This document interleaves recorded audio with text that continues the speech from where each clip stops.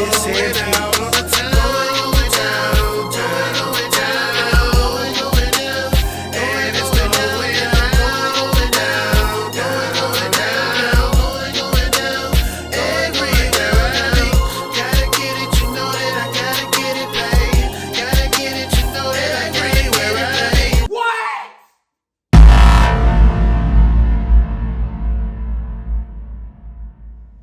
It's a beautiful day in the neighborhood.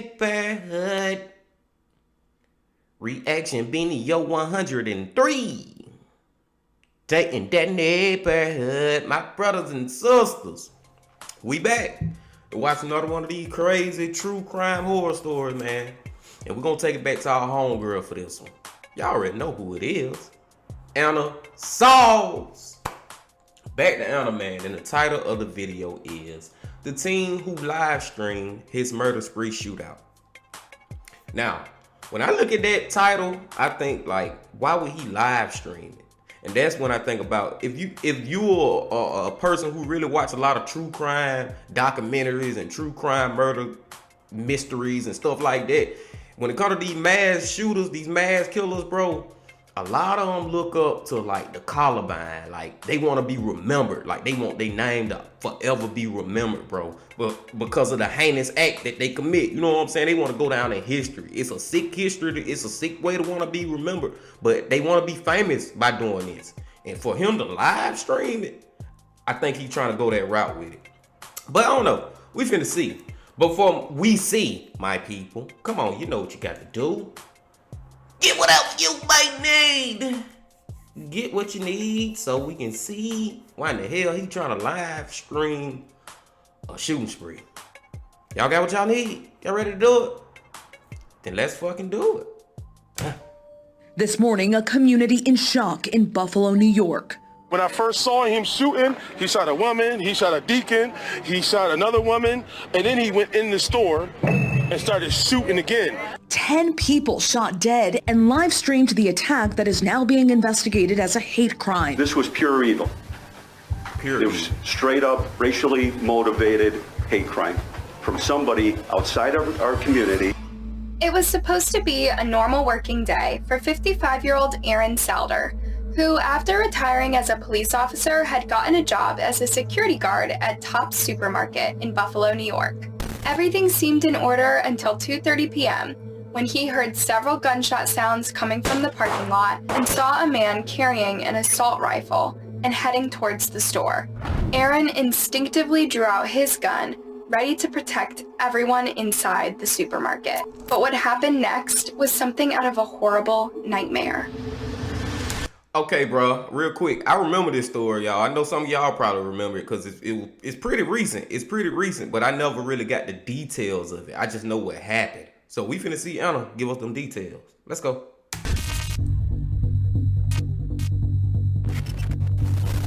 Payton Gendron lived in Conklin, New York with his parents, Paul and Pamela, who were both civil engineers, and his two younger brothers. The family seemed like a tight-knit suburban family that often wore matching outfits, playing laser tag together, enjoyed amusement park vacations, went to the beach and restaurants together, and opened presents on Christmas morning. Payton attended Susquehanna High School, where he was known as a quiet, studious boy who got good grades but seemed out of place. He especially excelled in sciences, once even earning top marks in a state chemistry competition.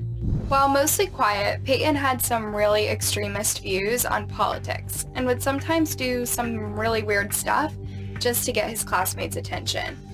One time in 2020, after the COVID-19 lockdown, he wore a full hazmat suit to school for an entire week. What the fuck? This did not go down well with other students who found him awkward and nerdy.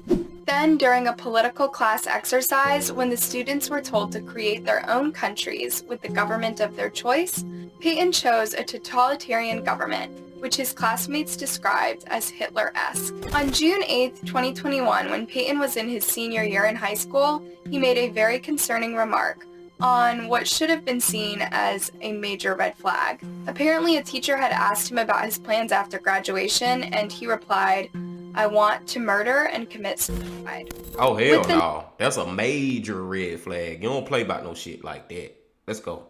number of such cases going on in the country, the school did not take this lightly, and they immediately called the police.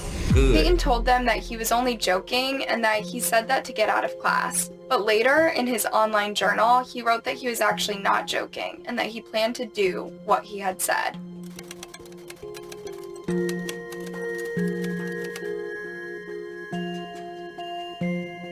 Still, a psychiatric evaluation found him not to be a threat, and he was released and allowed to continue with his life. That was a horrible mistake.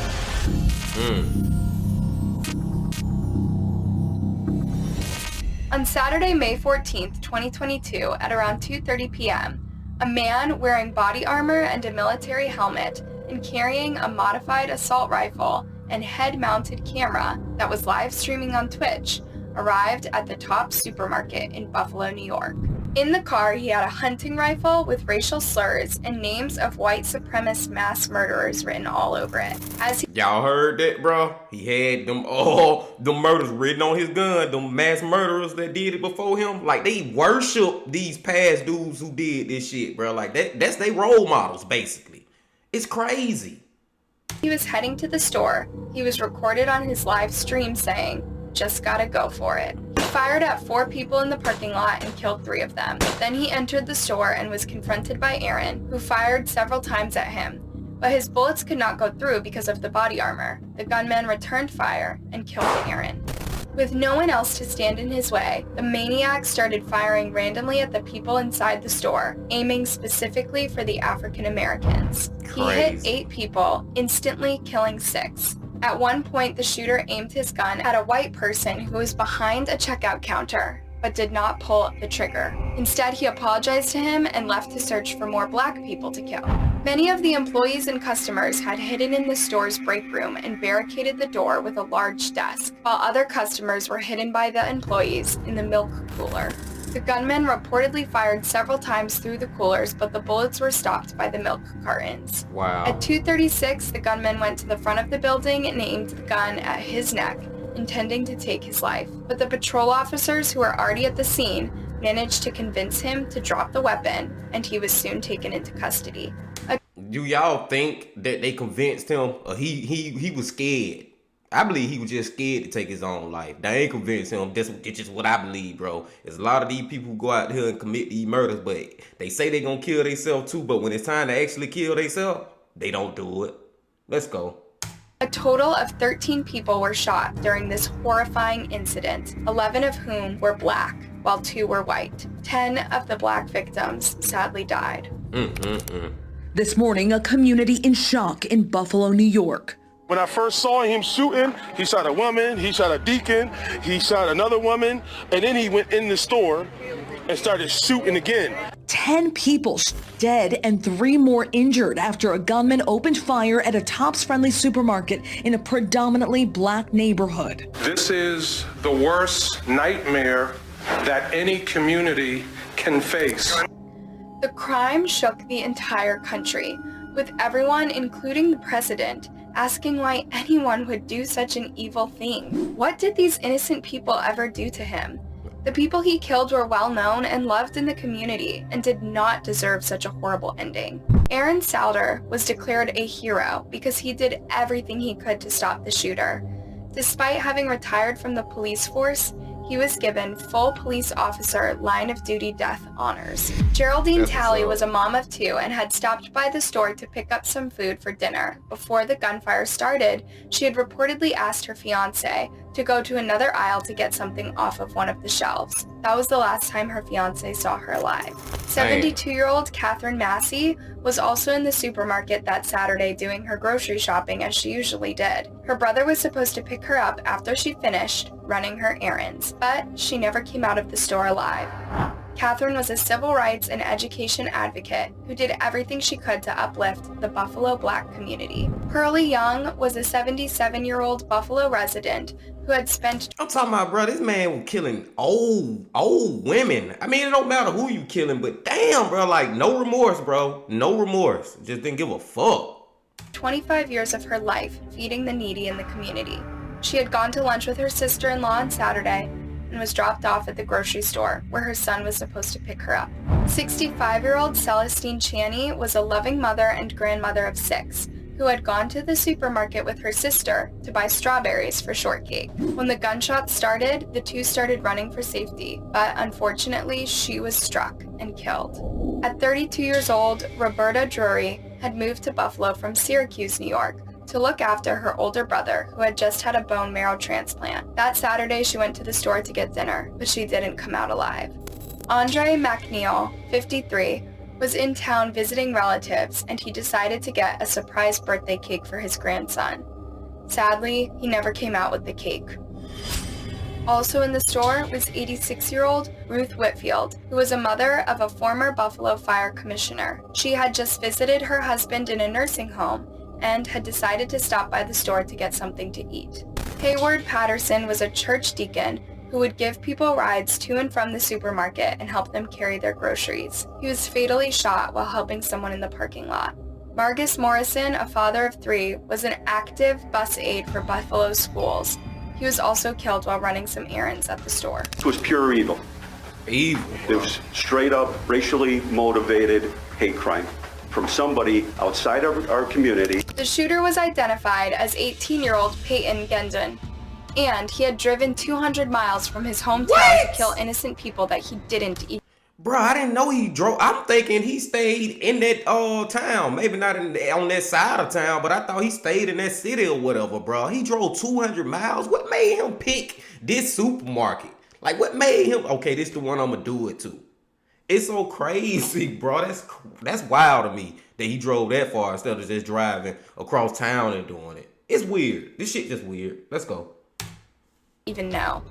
People that had nothing to do with him. Nothing. But he hated anyway. Why would he do such a thing?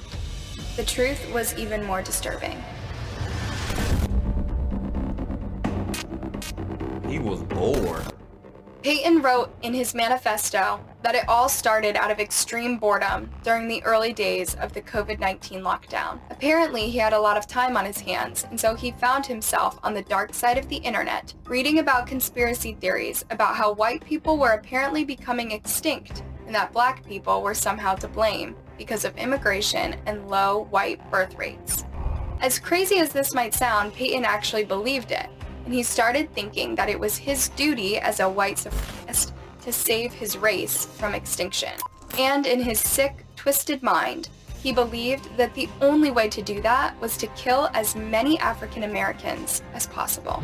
In December 2021, Payton started buying the weapons that he would use in his attack. He already had a rifle that his dad had bought him for Christmas in 2020, so he added another rifle and a shotgun. He bought both weapons legally and then modified the rifle to accept about 30 rounds of magazines. Payton said in his manifesto that he targeted Buffalo because it was the city with the most black residents that was closest to his home. He then looked for an area with the highest percentage of African Americans. He considered attacking a church or an elementary school, but ultimately chose Tops Supermarket because it served as a meeting place for many shoppers in the neighborhood, who were mostly African Americans. He started scouting the place and referred to Google's popular times graph to know which day and time was the busiest to carry out his attack. On March 8th, he drove over to Buffalo and visited the Tops Market 3 times, 12 p.m., 2 p.m., and 4 p.m. He noted everything that was going on inside the store, including the number of black and white people that visited the market.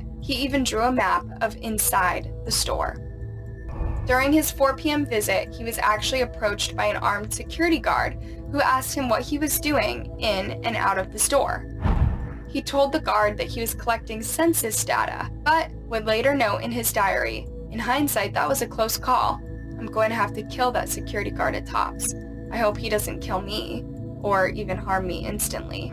He wrote in his manifesto that he initially planned his attack for March 15th, but then delayed it several times, one time because he had gotten infected with COVID. On the day before the actual attack, he wrote on Discord, "I can't believe I'm actually going through with this. Never in my life would I think that I would be a killer.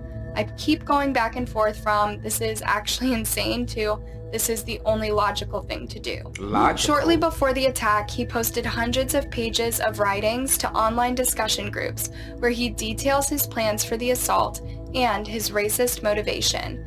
He then opened a private invite-only server on Twitch and invited a few people to watch the massacre live. While the video was removed within 2 minutes, screenshots of it and some of the footage can still be found out there on the internet. Payton is currently facing first-degree murder charges and other hate crime charges, which could carry a life sentence or the death penalty. Death penalty. What do you think about this case? Let me know your thoughts in the comment section, and if you like this video, be Death penalty. That's what he should get, bro. Fuck that guy, bro. Like, fuck him, bro. Like, dude, this dude here was just... I mean, it was so senseless and so stupid, bro. Just because my skin another color, that's why you doing this? That's your reason? And because you got bored because of COVID, now you looking up all this white supremacy shit? Man, you been a motherfucking sick motherfucker way before COVID. So get that excuse out the way. And it's crazy, bro, to think about he live streamed that shit, bro. Like, it was people actually on Twitch watching it. Twitch took it down real quick, but they seen the first 2 minutes. Fucking wow, why he wanted to live stream this shit, bro? He wanted that fucking attention, bro. He wanted to be famous off this shit, bro. That was good, that was crazy, man. Brother ain't give a fuck either, bro. Like, all those elderly people he killed, all those senior citizens, man. Like, dude, just, disgusting, bro. These type motherfuckers just make you sick to your stomach. Like, fuck. I'm gonna let y'all go, man. Gonna let y'all get up out of here, man. Hey, please hit that like button. Comment down below and all that good shit right there, bro. But until I see y'all again, my friends. The Bean Baby. Ledge.